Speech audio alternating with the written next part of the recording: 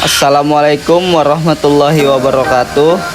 Perkenalkan, nama saya M. Saidina Erlangga dari kelas pagi semester 4 jurusan Ekonomi Pembangunan. Dalam video ini saya akan menjelaskan secara ringkas dan padat tentang salah satu mata kuliah penting dalam studi ekonomi, yaitu ekonomi moneter.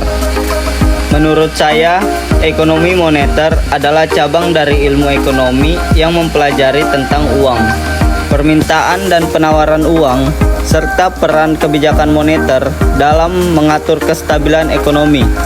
Ekonomi moneter membahas bagaimana peran uang dalam mempengaruhi tingkat inflasi, pertumbuhan ekonomi, pengangguran, dan nilai tukar.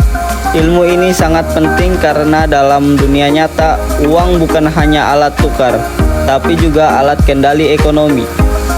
Dalam ekonomi moneter, kita belajar bahwa uang memiliki 4 fungsi utama, yaitu 1. Sebagai alat tukar, 2. Sebagai satuan hitung, 3. Sebagai penyimpan nilai, dan 4. Sebagai alat pembayaran yang ditunda.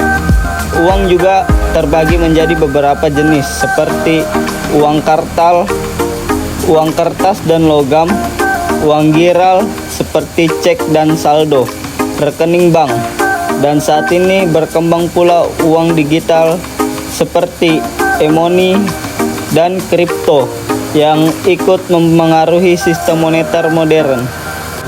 Permintaan uang dalam ekonomi moneter dijelaskan oleh teori-teori seperti teori klasik yang melihat uang netral dan tidak memengaruhi output real. Teori Keynesian yang menganggap uang sangat penting dalam memengaruhi konsumsi dan investasi.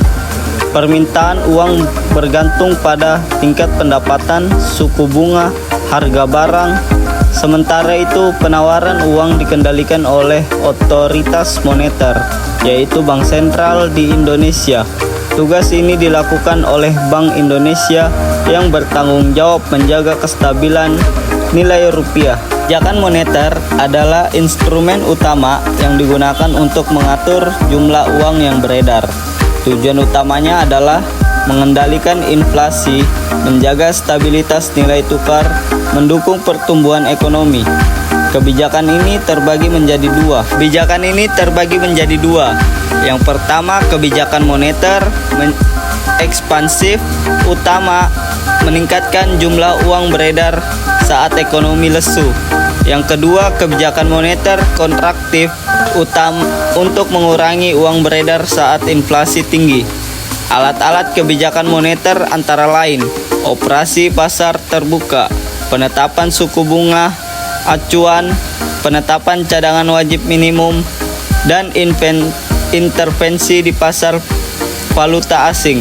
Menurut saya, ekonomi moneter sangat relevan dalam menghadapi tantangan ekonomi saat ini, seperti gejolak nilai tukar rupiah, inflasi akibat kenaikan harga energi dan pangan, dampak globalisasi dan digitalisasi sistem pembayaran.